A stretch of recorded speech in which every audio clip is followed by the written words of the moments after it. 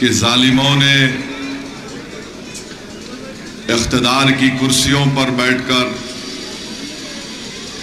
किसी शख्स पर मुकदमे आयद करके उनको जेल में डाल दिया और ये समझा कि वो उनके हौसलों को तोड़ देंगे, उसको झुका देंगे, उसको हमसे भीख मांगने पर मजबूर कर देंगे। मगर आज ताहिर हुसैन की बात सुनकर मुझे ये लगा कि इन जालिमों ने तो जुल्म तो किया, मंसूबे तो बनाए, मगर उन्होंने ताहिर के हौसलों को तोड़ा नहीं, बल्कि ताहिर के हौसले मुस्तफाबाद की जनता के लिए और मजबूत हो गए।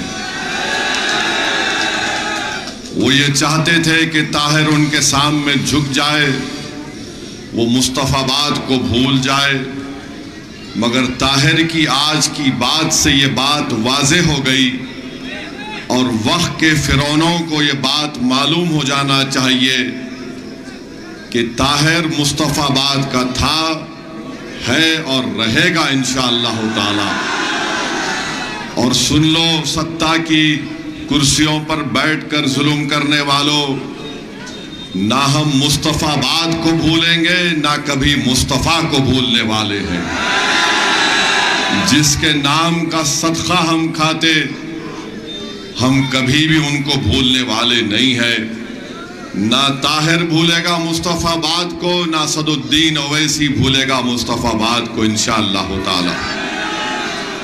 मेरे अजीज दोस्तों और बुजुर्गों, मेरी इज्जतदार और माँ और बहनों, जनाब ताहिर साहब की गुफ्तगू सुन रहा था तो रब्बे करीम का इरशाद याद आ गया,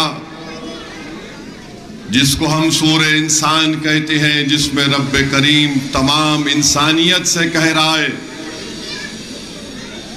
कि यतीमों पर और कैदियों पर रहम करो। आप जाकर देख लिए, रब्बे करीम फरमा रहा है कि यतीमों पर और कैदियों पर रहम करो, उसका तरीका बता रहा है।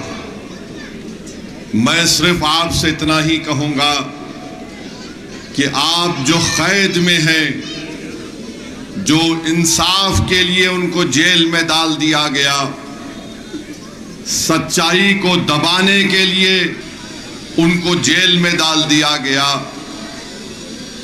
आज मैं आपसे अपील कर रहा हूं कि 5 तारीख के दिन आप उन पर रहम कर दीजिए, अपने दुआओं से भी और अपने वोट से भी।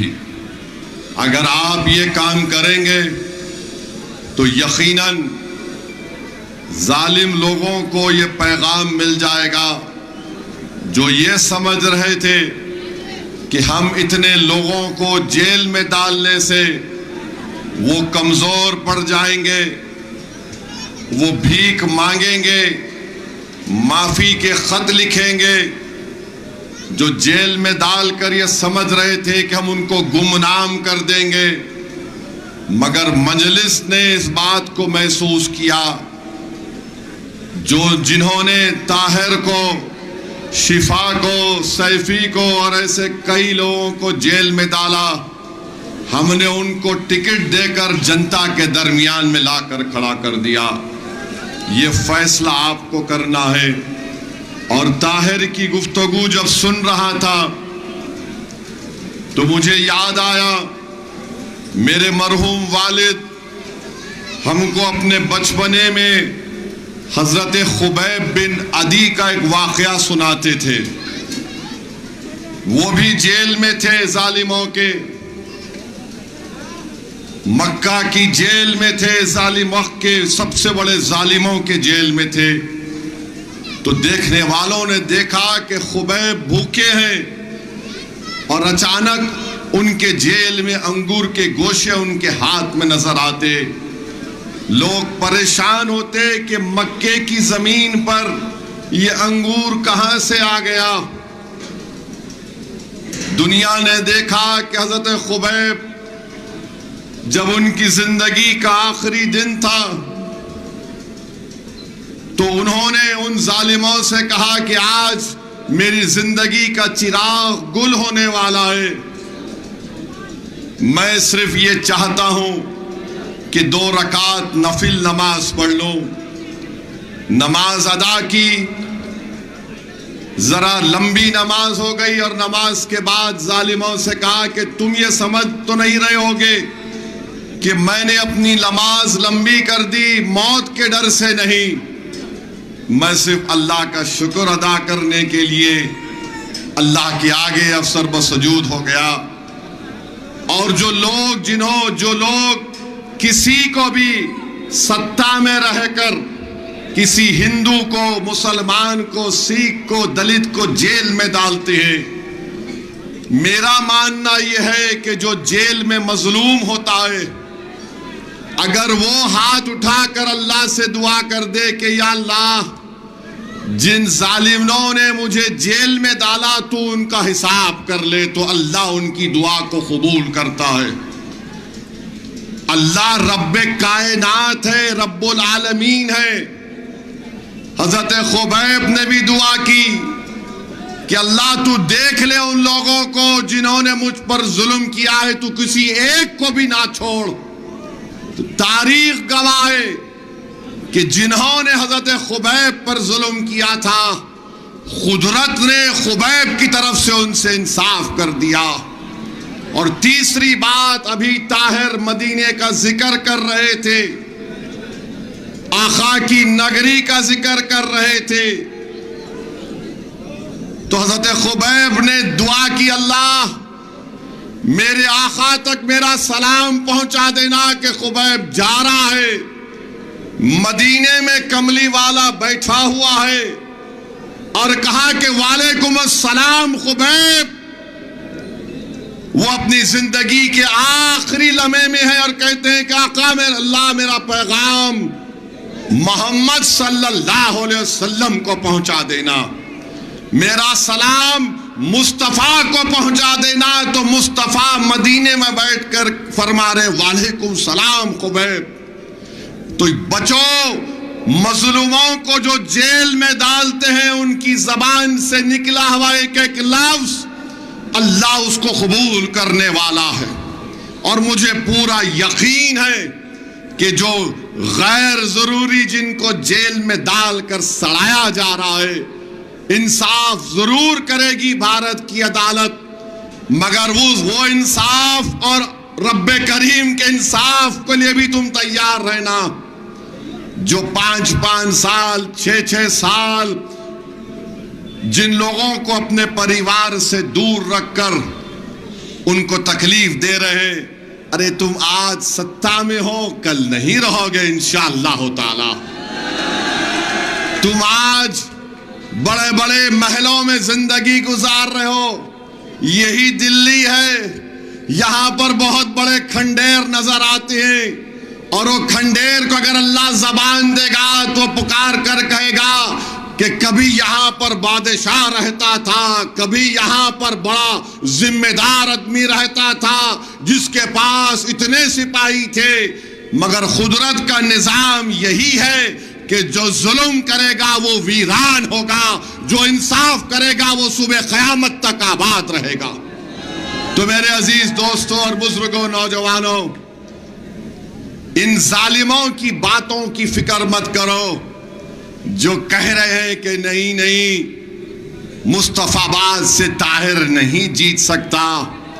अगर तुम्हारा दिल तुमसे कह रहा है कि सच्चाई यही है और हक यही है और इंसाफ का तकाजा यही है कि ताहिर को जीतना चाहिए, तो आपको सच्चाई का साथ देना है और आपको पतंग के निशान पर बटन दबाना है। अगर आप जालिम को शिकस्त देना चाहते हैं तो अपने ओट से दीजिए, पतंग के निशान पर बटन दबाइए। अगर आप झूठ को हराना चाहते हैं तो पतंग के निशान पर बटन दबाइए मुस्तफाबाद और ओखला में। वरना याद रखो, ताहिर का कुछ नहीं हुआ है, ताहिर फिर चला जाएगा। जो 5 साल जेल में रहकर आया इंशाअल्लाह ताला। बात याद रखो मेरे मुस्तफाबाद के गयूर नौजवानों, मुस्तफाबाद के बुजुर्गों, मुस्तफाबाद के मेरी इज्जतदार माँ और बहनों, क्या तुम्हारा ज़मीर मलामत नहीं करेगा कि जो 5 साल जेल में रह के आया, अगर हम अपनी उंगली से बटन दबाते तो हमेशा के लिए हमारा ताहिर रिहा हो जाता। ये आपको फैसला करना है। अगर आपको मेरे अल्फाज तकलीफ पहुंचा रहे तो मेरा मकसद तकलीफ पहुंचाना नहीं है। मेरा मकसद यह है कि तुम उन जेलों में पड़े रहने वालों की तकलीफ को अपने सीने में महसूस करो। हम अपनी जिंदगी जरूर गुजारना है, हमारी जिंदगी में तकालीफ है, मुश्किलात हैं, चैलेंजेस हैं, जिम्मेदारियां हैं, मगर मेरे भाई हम इंसान हैं। हम इस तरह तो नहीं बोल सकते कि नहीं ताहिर की मुश्किल ताहिर को मुबारक, शिफा की तकलीफ उसको मुबारक, मुझे अपने इस घर को देखना है।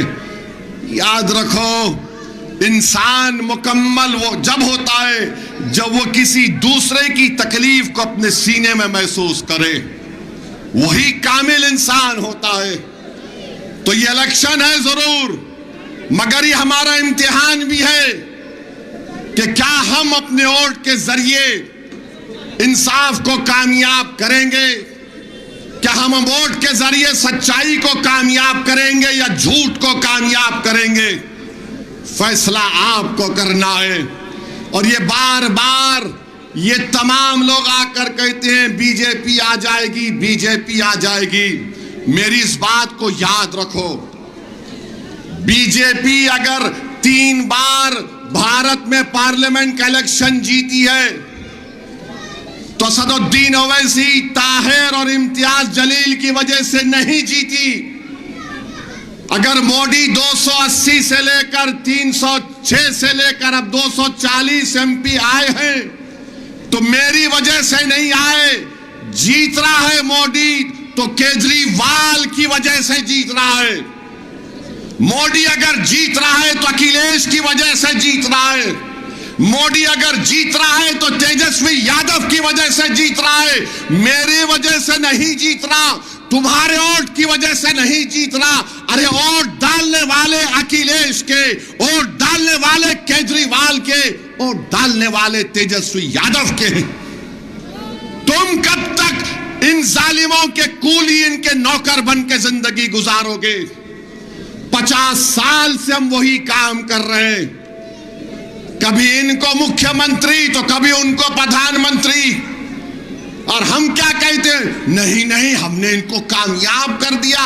अरे तुमने जिसको कामयाब किया वो तुम्हारे घर में चराग करने से पहले तुम्हारे घर को वीरान करता है। तुमने जिसको कामयाब किया तुम्हारे इलाके को अच्छा करने से पहले उसको बर्बाद करता है। ये 50 साल से यही खेल हो रहा है। मेरी जिंदगी कब तक है वो अल्लाह जानता है, मगर याद रखो तुम अपने हाथों से अपने घर को नहीं बनाओगे तो कोई केजरीवाल, कोई मोदी, कोई अखिलेश आकर तुम्हारे घर में चिराग नहीं करेगा। चिराग तुमको जलाना है ताकि उसकी रोशनी से आने वाली नस्लों को इंसाफ मिल सके। वो चिराग क्या है? वो चिराग तुम्हारी सियासी आवाज है। तुम्हारे वोटों से ताहिर की कामयाबी है वो चिराग। तुम्हारे वोटों से कामयाबी, शिफा की कामयाबी होगी। तो मेरे अजीज दोस्तों और बुजुर्गों, अपने वोट का सही इस्तेमाल करो। तुम यहां पर आकर मेरे भाषण को, तकरीर को सुनकर बड़े खुश होकर चले जाते हो और फिर उसके बाद कल सुबह में शैतान और उसके एजेंट आकर अपना काम शुरू कर देंगे। वो बोलेंगे अरे नहीं उसका भाषण जज्बाती होता है। तुम हकीकत को सामने रखो। अरे कौन सी हकीकत को सामने रखें बताओ? कौन सी हकीकत को सामने रखें कि जहां पर मुस्तफाबाद में एंट्रेंस में आप बोर्ड देखते हैं वेलकम टू मुस्तफाबाद, तो वहां गाड़ी लेकर आइए और किसी में गली में अंदर जाने से पहले 15-20 मिनट केजरीवाल के नाम पे सदका करना पड़ता है। ट्रैफिक में गाड़ी फंसी हुई है, ये झूठा है केजरीवाल। ये भारत में दो लोग बड़ी चालाकी और सफाकी से झूठ बोलते हैं, एक का नाम मोदी, दूसरे का नाम केजरीवाल है। कुछ नहीं किए, कितना 2300 करोड़ रुपये बिजली फ्री। अरे आवाम के घर पर बिल आ रहा है हजारों रुपये का, कहां बिजली फ्री। मैं जानता हूं केजरीवाल की विधानसभा के जो हमारे धोबी भाई बहन हैं, मुझसे मिलकर बोले ओवैसी साहब आओ ना कभी एक भाषण दे दो हमारे पास आकर। मैं पूछा तुमको बिजली नहीं मिल रही? तो बोले कहां बिजली हमको फ्री में मिल रही है। 800-850 करोड़ पानी के लिए बजट में, कहां है मुस्तफाबाद में पानी बताओ? पानी का पाइप है मगर पानी नहीं है। मुस्तफाबाद की जनता को यह समझना चाहिए कि हाजी साहब यहां पर 5 साल विधायक थे मजलिस के थे या छोटे रीच कांच की पार्टी के थे? किसकी पार्टी के थे? मुख्यमंत्री ताहिर था या केजरीवाल था बताओ? 10 साल से केजरीवाल क्या कर रहा है? अरे जिस पार्टी का उसका मुख्यमंत्री हो, उसने मुख्यमंत्री को बोलकर यहां पर डेवलपमेंट का काम नहीं करवाया। अब ये झाड़ू वाले बोलते हैं नहीं अगर ताहिर जीत गया तो काम कैसे होगा।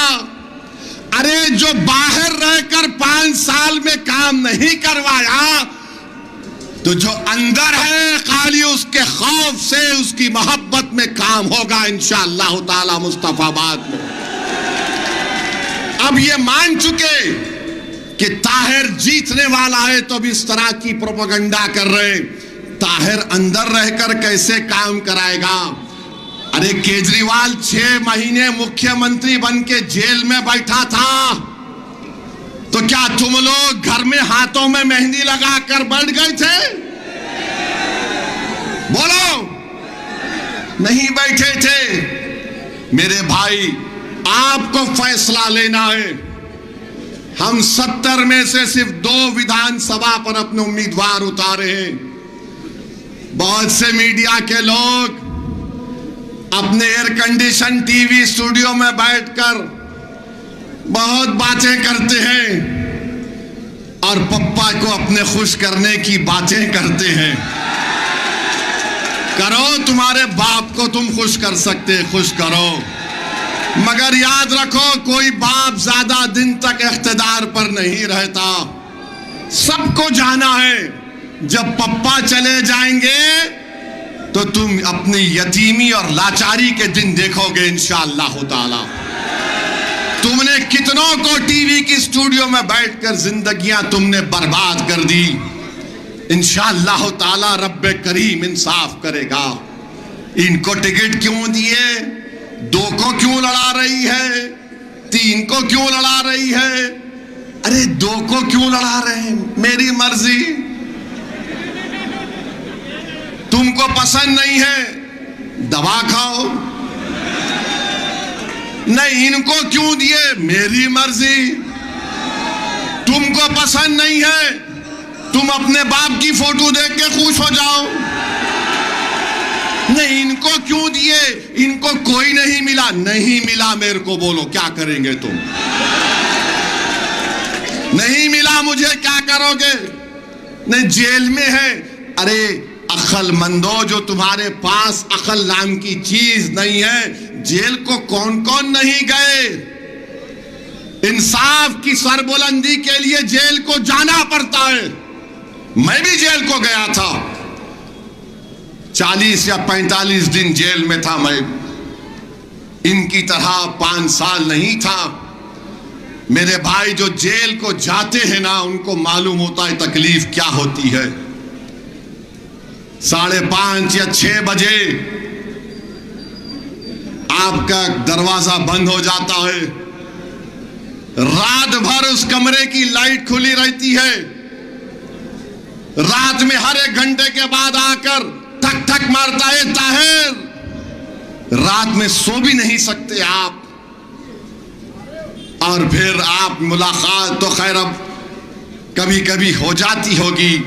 थोड़ी देर के लिए अपने घर के छोटे से कमरे में तुम सेलफोन टीवी निकाल दो और 1 घंटा तुम कमरे के बाहर नहीं निकलना। तुम 1 घंटा तुम ना किसी की बात सुनना ना कुछ करना। जा नमाज रखो, फोन को, टीवी को, नेट को बंद करो। 1 घंटा तुम बगैर किसी से बात करके दिखाओ मुझे, मैं मान लूंगा तुमको। ये 5 साल से है। मजाक समझ रहे ये लोग, मजाक समझ रहे। इनको इंसाफ दिलाना है ताकि कल कोई दूसरा ताहिर जेल को ना जाए, ताकि कल कोई दूसरा शिफा जेल को ना जाए, ताकि कल किसी की मां अपनी औलाद के लिए ना तड़पे। मैं कल देखा जब शिफा के घर को गया जुमे की नमाज के बाद, तो शिफा की ज़ईफ मां मुझसे पुकार कर बोली कि इधर आओ वैसी साहब। मैंने इम्तियाज जलील से पूछा कौन है, तो कहा शिफा की मां है। मैं झुककर उनसे अदब से मिला। उस मां ने एक ही बात कही जो मेरे बिजली की तरह मेरे दिमाग पर गिरी। मैं रात भर सोचता रहा उस ज़ईफ मां के इस अल्फाज को। उसने कहा कि जब शिफा 5 साल के बाद मैं अपने बेटे को देखी तो उसको पहचानी नहीं। मैंने भी सोचा कि क्यों ऐसा करके मैंने जब देखा अपने बेटे को, उसकी पूरी दाढ़ी सफेद हो गई मेरे बेटे की। ये गम है अपनी मां का।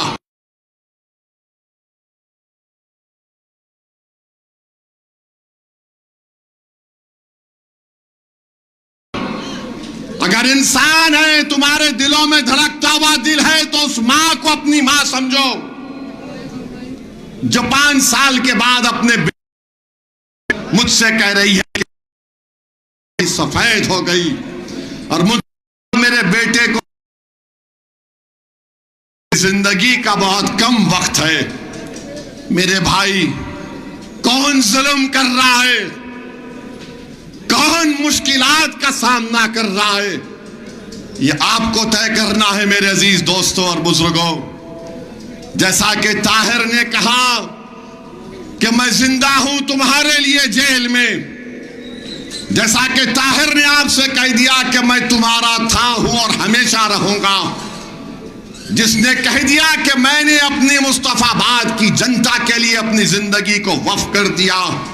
अब आपको फैसला करना है। लोग आकर तुमको दौलत देंगे, लोग आकर तुमको डराएंगे, लोग आकर तुमसे दिल फरेब झूठे वादे करेंगे, मगर एक बात याद रखो, जो आज ताहिर ने बात कही है वो एक एक लफ्ज सच्चाई पर मुबन्नी है।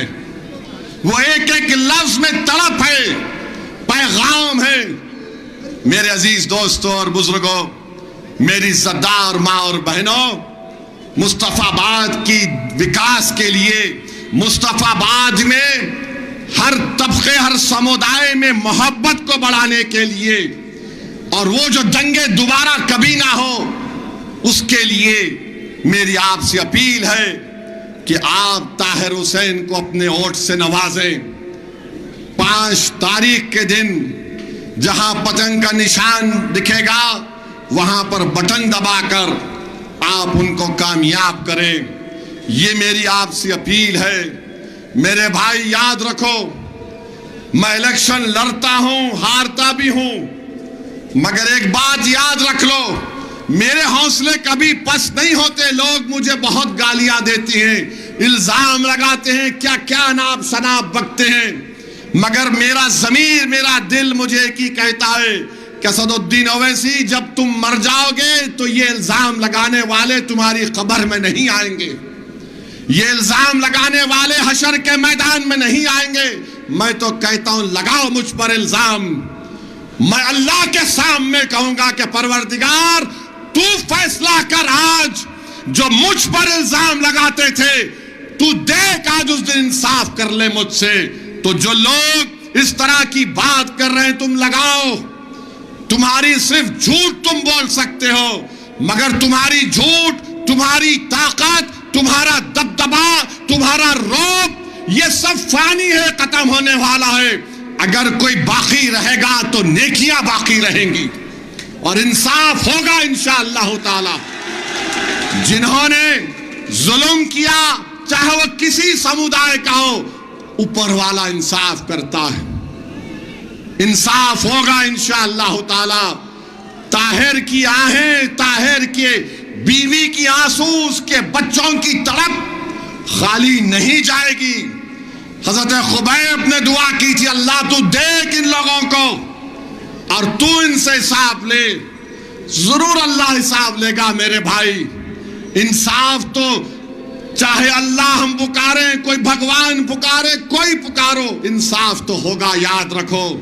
जिन्होंने जिनकी जिंदगी बर्बाद की, तुम तैयार हो जाओ कुदरत के इंसाफ के लिए। और मुझे यकीन है कि मुस्तफाबाद और ओखला की जनता अपने ओट से इंसाफ को कामयाब करेगी और ताहिर को और शिफा को इंशाअल्लाह यहाँ का नए मिले बनाकर हम एक मुंह तोड़ जवाब देंगे, इत्तेहाद के जरिए जवाब देंगे। तो मेरे भाई, आप तैयार हैं 5 तारीख के लिए? आप तैयार हैं 5 तारीख के लिए? डरेंगे तो नहीं? कहीं झूठे केजरीवाल की बात में तो नहीं आ जाएंगे? कहीं मोदी के ये दिल फरेब झूठे वादों को तो सामने नहीं रखेंगे? तो फिर क्या करेंगे 5 तारीख को? आप किसको वोट डालेंगे? आप सच्चाई का साथ देंगे? आप झूठे को हराएंगे? आप जालिम को हराएंगे? आप जेल का जवाब वोट से देंगे? जेल का जवाब वोट से देंगे?